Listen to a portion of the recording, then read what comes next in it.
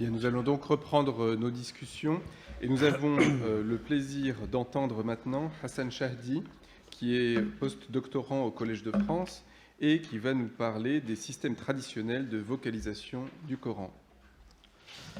Merci. Bonjour. La vocalisation dans un système graphique donné se définit par l'emploi d'un certain nombre de signes plus ou moins homogènes que l'on retrouve rattachés aux lettres et permettant de distinguer leur prononciation. L'étude de son histoire, quel qu'en soit le support écrit, pierre, os, toile, parchemin, papyrus, papier, relève de la paléographie.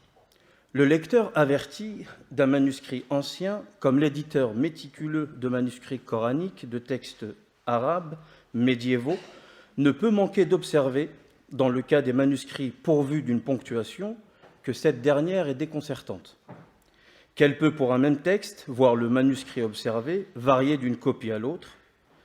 C'est dire que l'usage de ces signes, souvent aléatoires, va probablement de pair avec les pratiques et les habitudes d'une culture locale de l'écriture en évolution, ayant ses propres normes et valeurs. Mais c'est dire aussi combien sont nombreuses et complexes les pratiques de la ponctuation des manuscrits coraniques, et que leur analyse à partir d'un nombre restreint de manuscrits ponctués demeure insuffisante. Dans l'état actuel de nos recherches et en l'absence d'un recensement global des types de ponctuation des manuscrits, il est impossible de décrire précisément l'ensemble des signes de ponctuation employés dans les manuscrits coraniques, d'expliquer leur diversité et de proposer une typologie raisonnée des ponctuations observées.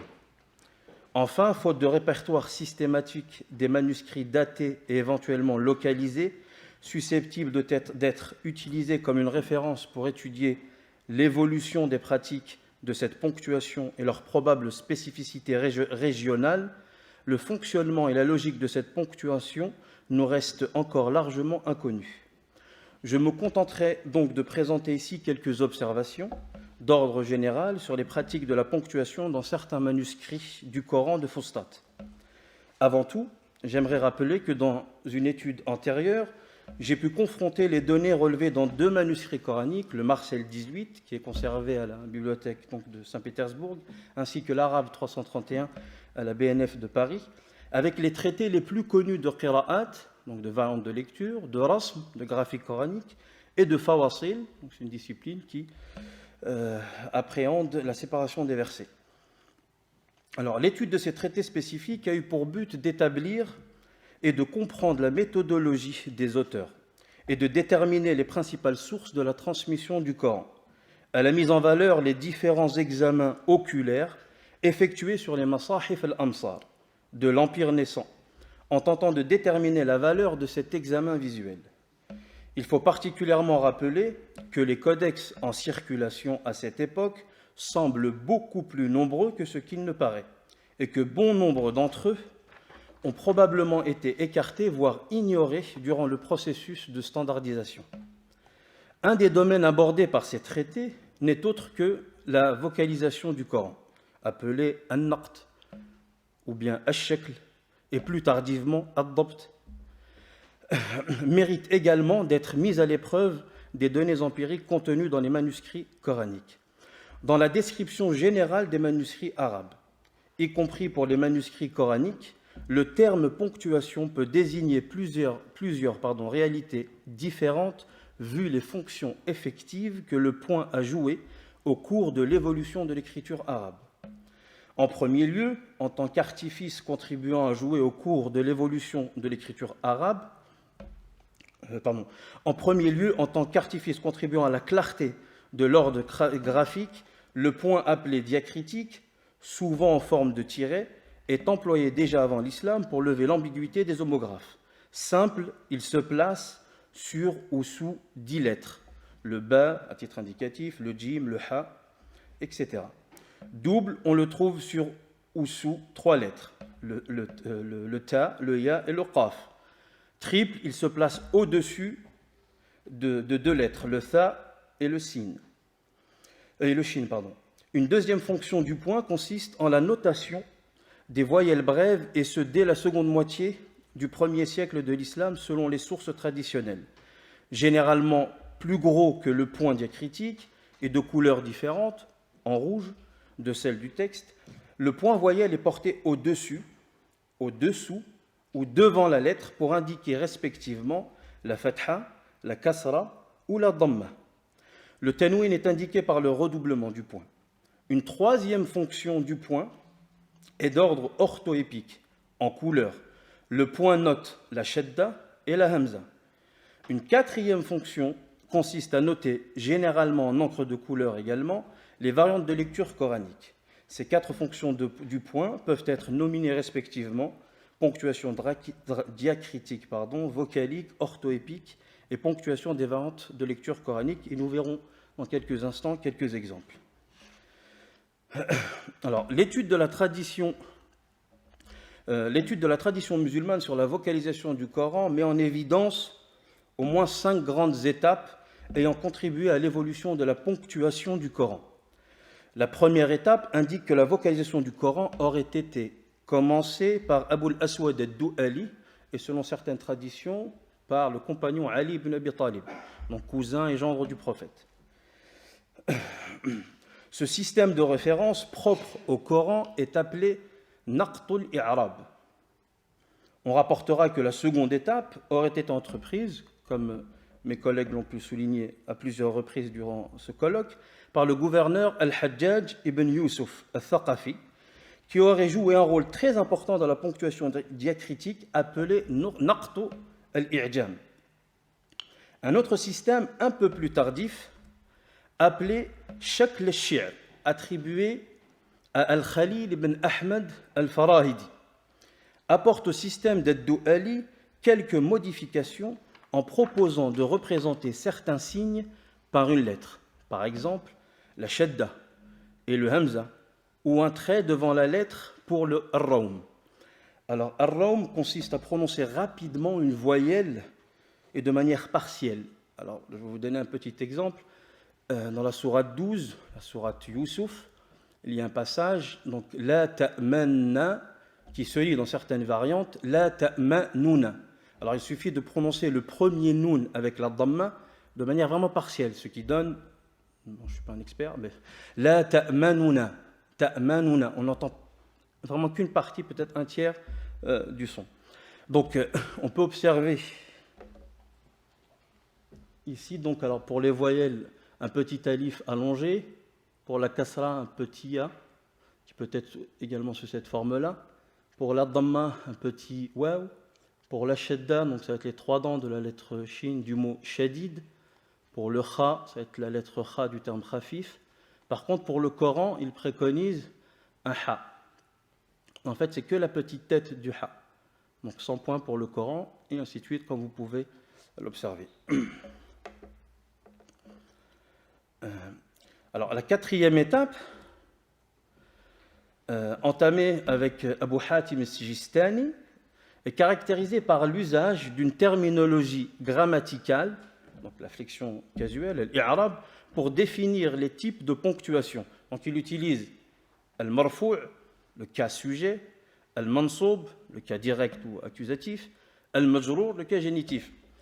Et alors que ses prédécesseurs n'utilisaient pas cette terminologie. Donc on sent bien qu'il a été influencé par l'élaboration des différentes écoles qui l'ont précédé, bien sûr, l'école basrite et l'école koufik. Rappelons que Abu Hatim al-Sijistani, parmi ses grands professeurs, il est al-Asma'i, mais il y a également Abu Ubaïda, Ma'mar ibn al-Muthanna, donc al-Nahwi, le grammairien. Alors la dernière étape est entreprise par Ad-Dani. Non, pardon, excusez-moi. Alors là, je vous ai mis 2 petits exemples, mais que nous verrons tout à l'heure avec les images dans une autre diapo, par rapport au Hamza, donc al-Mubdal, Ibdal, accusatif, qu'il appelle lui-même al-Muqayyada. J'aimerais rappeler toutefois que le Kitab al-Masahif, Abi Hatim al-Sijistani, est malheureusement perdu. J'espère qu'on pourra un jour le retrouver. J'avais pu retrouver donc, chez Brockelmann la cote donc, à la bibliothèque de Berlin. Donc j'y avais été, puis malheureusement il n'était pas présent. Donc c'était une erreur de Brockelmann. Donc, à titre indicatif, si vous lisez dans Brockelman cette référence, sachez qu'il n'est pas à Berlin. Donc, ne faites pas le voyage. Donc, je voudrais rappeler que c'est bien Ibn Abi Daoud, dans son ouvrage également Kitab al-Masahif, qui nous a conservé une partie, puisqu'il le cite à plusieurs reprises, et surtout concernant donc la vocalisation, il y a tout un passage, je crois, si mes souvenirs sont bons, qui doit faire à peu près 6 ou 7 pages. Alors, j'ai remarqué qu'Abu Hatim fait rarement mention des couleurs. Il ne l'a fait qu'une seule fois, c'est lorsqu'il y a une juxtaposition de deux hamza. Par exemple, à anta, il propose que la couleur verte représente les variantes de lecture et le rouge, le hamza, contrairement à l'école médinoise, qui le représente en jaune.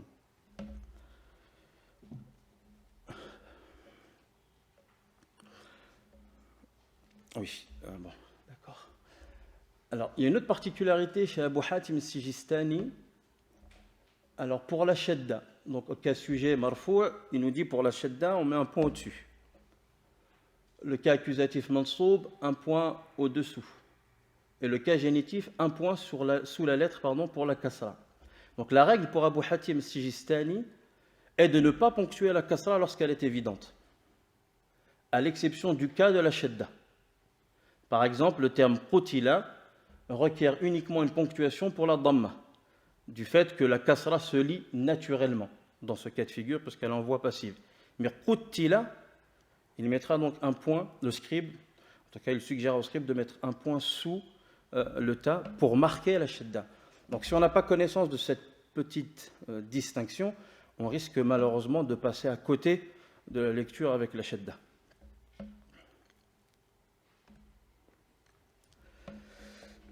Alors, la dernière étape est entreprise par Ad-Dani. Alors, je me suis permis d'inclure Ad-Dani dans les différentes étapes de la constitution de la vocalisation ou des systèmes de vocalisation du Coran, pour la raison suivante. L'édition moderne donc du texte du Coran se fonde particulièrement sur les ouvrages d'Ad-Dani. Pas uniquement. Il se fonde également sur les travaux de son élève, son disciple, Ibn Najah, qui a composé Mukhtasar Tabyin al-Hija, donc un ouvrage de 5 volumes où il mentionne toute la vocalisation, mais pas seulement, la graphie, et également il traite de la question des fawasil. Et surtout, c'est qu'il a un ouvrage intitulé Usul al-Dabt, donc les fondements de la vocalisation, sur lequel donc l'édition moderne se fonde. Donc la dernière étape est entreprise par Ad-Dani, qui mentionne dans son ouvrage Al-Muhkam fi Naqt al-Masahif les différents systèmes de ponctuation en vigueur en Irak, donc à Basra, à Koufa, à Sham, Al-Hijaz, et également en Andalousie. Il y fait également mention de systèmes révolus, ça c'est très intéressant, tels que le système d'Al-Qust. Al-Qust, qui est en plus un des professeurs de Shafi'i, pour revenir à votre allocution. Et donc, il mentionne donc un système qui est révolu, qui est différent, voire contraire au système basrite. Je disais tout à l'heure en introduction, le système basrite, donc la dhamma, le son ou, on met un point au-dessus. Un point devant. La fatha, un point au-dessus. La kasra, un point en dessous. Et apparemment, dans le Mus'haf d'Al-Qust, la fatha est un point devant la lettre. La dhamma, un point au-dessus. Et la kasra, un point en dessous. Également, il fait mention de systèmes révolus à Médine. Avant qu'ils soient convaincus par le système basrite, ils avaient un système qui leur était propre, qui a peut-être lui-même été diffusé à d'autres endroits.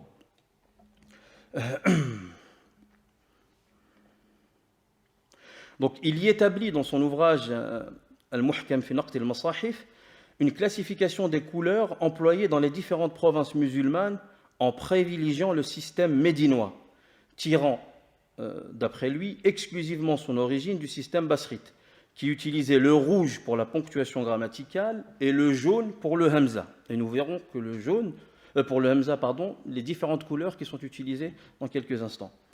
Rappelons que l'établissement de ces systèmes chez Ad-Dani se fonde essentiellement sur des traditions transmises, marwiyat, et très rarement ou très peu sur l'observation de manuscrits. Donc, l'intérêt primordial pour l'étude des manuscrits du Coran, et particulièrement ceux de Fustat, donc un peu plus de 300 fragments, est de confronter donc ces données empiriques aux traités spécifiques à la vocalisation coranique, qui ont conservé donc des systèmes de ponctuation qui, je crois, ne sont pas recensés et probablement inconnus des savants musulmans. Cela montre le caractère confus, voire imprécis, des systèmes traditionnels et de constater que la province de Fustat a probablement participé au concours des provinces dans l'établissement, à l'instar du hadith, d'une tradition savante propre au Coran, à sa graphie et à sa ponctuation. Donc cette confrontation montre que les savants musulmans ont établi une liste apparemment exclusive, voire exhaustive, sans pour autant avoir pris connaissance ou observé un nombre très important de manuscrits. En d'autres termes, cela montre à quel point chez les savants musulmans, et particulièrement chez Ad-Dani, et j'ai pu le démontrer également dans mon travail de thèse, que la tradition al-riwaya est privilégiée à l'examen oculaire. Alors je souhaiterais également préciser que l'emploi des couleurs semble être une particularité locale et non la conséquence directe d'un enseignement exclusif qui tirerait son origine, comme le souligne la tradition de Basra.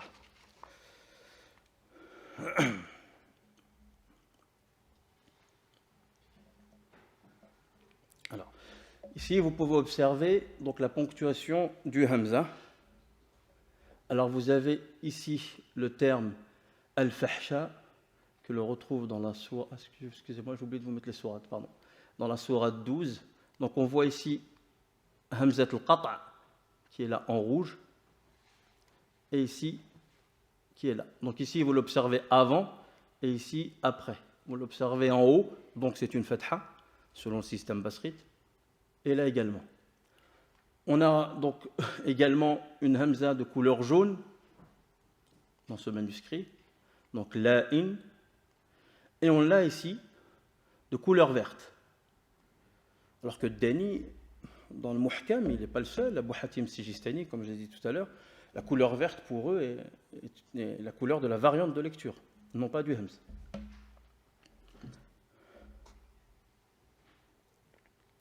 Alors, nous avons ici quelque chose de très intéressant, c'est quelques particularités donc vocaliques concernant les règles de récitation. Alors, j'ai pu relever donc dans le manuscrit A325B donc deux règles de récitation. Ça ne fonctionne plus. Oui.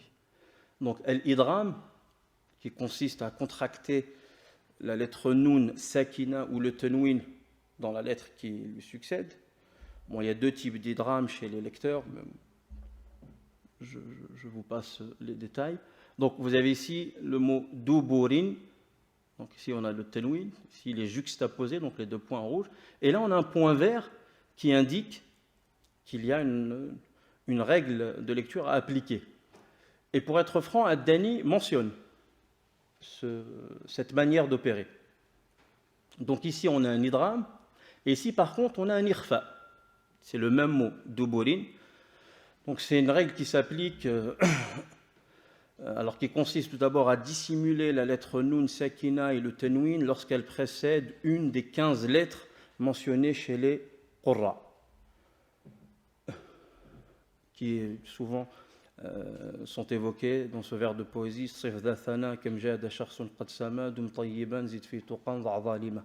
Donc les premières lettres de chacun des termes que je viens de mentionner sont les lettres concernant l'irfa. Donc on a la même chose, donc ce qui nous donne ici duburin fa. Alors il y a quand même une petite problématique ou un petit problème, c'est qu'ils sont ponctués de la même couleur alors que ce sont deux règles différentes. Pour quelqu'un qui ne connaît pas la manière de lire, ça va être assez difficile.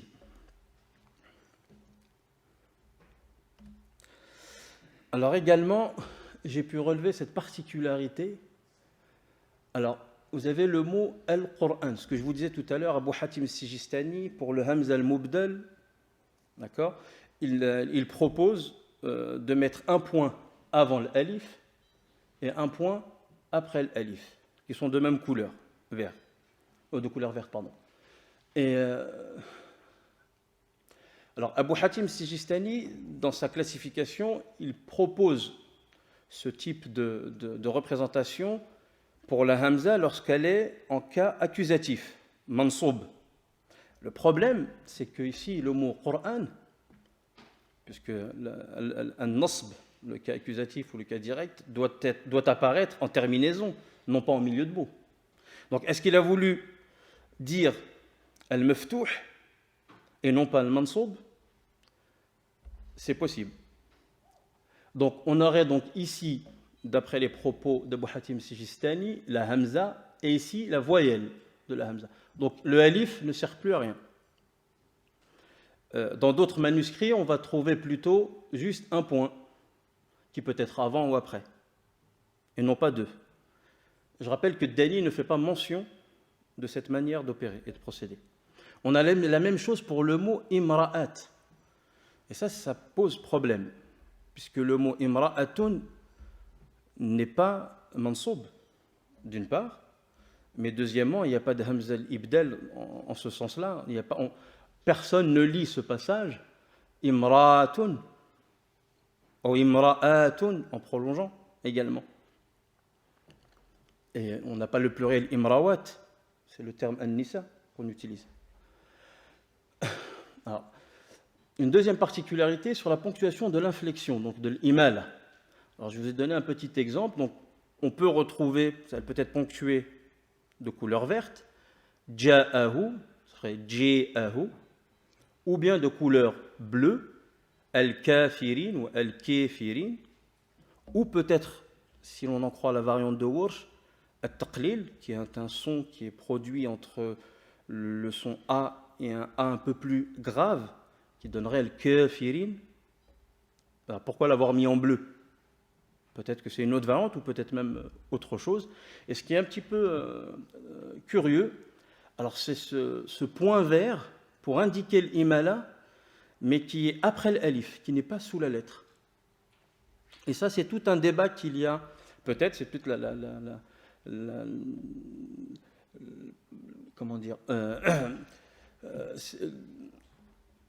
il y a tout un débat autour de l'imala. Est-ce que c'est la lettre alif qui est mumala, ou bien c'est la lettre qui la précède, qui est le ha, dans ce cas de figure.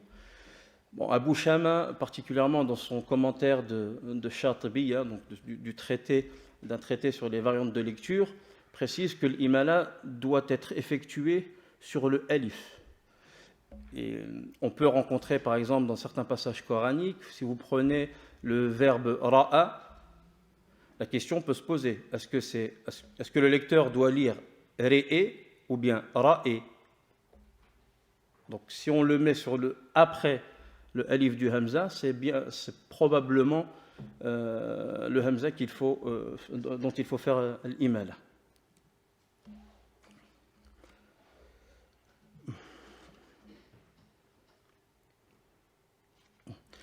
Alors j'aimerais rappeler quelque chose juste avant, on peut le faire même pour ici, c'est que Ad-Dani dans le Muhkam fi Naqt al-Masahif mentionne une tradition, ou du moins en tout cas fait allusion à quelque chose qui est très très intéressant. Il dit que dans les Masahif anciens, il y aurait eu en préface du Mushaf une légende indiquant le nom du Qari ou la lecture par rapport aux différentes couleurs. Donc pour chaque couleur, on aurait eu un lecteur. Et je pense que vous avez déjà observé ici, donc on va voir ici donc la ponctuation des variantes de lecture. Donc vous avez un point vert qui est ici, donc alayhi, alayhu, deux manières de réciter. Vous avez ici également, mais cette fois-ci c'est un point bleu, alayhi, alayhu, qui fait peut-être référence à un lecteur. On a un point jaune. Bon, ici on a deux variantes de lecture, donc la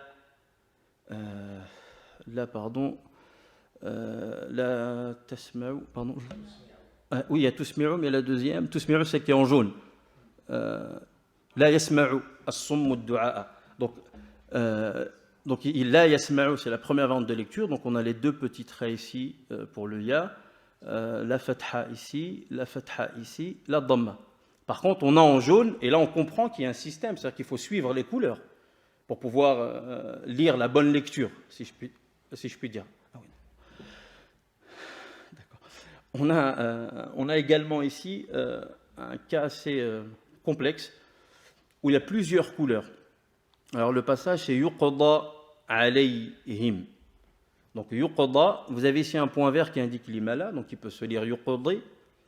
Mais ensuite on a donc alayhim, alayhum, alayhimi, alayhimu, alayhumi, alayhumu. Excusez-moi. Ce qui pose problème, c'est que je veux bien suivre le système. Donc en vert, en rouge ici, ce sera la yuqda. Ensuite, donc on suit pour le deuxième mot qui est alayhim en rouge. Donc ce lecteur lirait la yuqda alayhim. D'accord. Le second, donc en vert, on suit en vert, qui ressemblerait à la variante de Hamza à titre indicatif. La yuqdi alayhum. Mais par contre, pour le bleu et le jaune, j'ai pas de bleu, j'ai pas de jaune. Donc est-ce que je prends en considération le shakl, la vocalisation de base qui est le rouge, donc que ceux qui récitent en bleu et en jaune récitent la yuqda alayhimi, alayhimu, et au passage, alayhimi est une variante irrégulière, donc shadda mentionnée par Ibn Jinni dans son ouvrage Al-Muhtasab. C'est mes derniers exemples. Alors ici également quelques particularités assez curieuses. Alors, on a le soukoun en forme de lettre M. Ce n'est pas le McDonald's, hein, qui est mahyay, ici. Donc, on a le point rouge donc pour la fatha, et on a une espèce de petit M qui, à mon sens, indique l'absence en fait, de fatha, qui serait mahyay, juste un soukoun. On a également la shadda qui est marquée par un V sous la lettre. Cette manière d'opérer est mentionnée par Ad-Dani. Et on a, alors ça je ne sais pas ce que c'est, j'ai mis peut-être une shadda ou autre chose. Donc la shadda marquée par un losange au-dessus de la lettre, qui est peut-être fattara, bien que je n'ai pas trouvé de lecteur, ni en shadh ou autre, qui réciterait de cette manière-là. En conclusion, alors, la tradition musulmane a recensé quelques traditions locales de vocalisation qui étaient probablement en vigueur à une certaine époque, ce qui expliquerait qu'elle eût été retenue. Les données empiriques montrent que d'autres systèmes ou manières de vocaliser ont subsisté sans pour autant avoir été recensés ou voire connus des savants musulmans. L'importance d'étudier les manuscrits coraniques et de les confronter à la tradition musulmane permet de mieux cerner l'évolution de la vocalisation du Coran. L'emploi des couleurs demeure très subjectif et propre probablement à certaines régions et désigne, à mon sens, un lecteur particulier. On peut également penser que les différentes écoles de qira'at, rasm, fawasil et naqt avaient leur propre manière de faire selon des traditions locales, conformes à une lecture ou plusieurs, comme on a pu l'observer pour la yuqda alayhim. Alors que ce soit la manière écrite, que ce soit la manière d'écrire certains mots, mais encore de les lire ou de les ponctuer, cette façon d'opérer me semble répondre donc à des critères locaux. Enfin, je crois que Fustat a ponctuellement concouru à l'élaboration d'une tradition autour du Coran, mais qui a été ignorée lors de la codification des systèmes de vocalisation. Donc, à défaut d'avoir apporté une typologie raisonnée de la vocalisation du Coran, j'espère avoir montré l'étendue de la complexité de ces systèmes de vocalisation. Merci de votre écoute et de votre attention.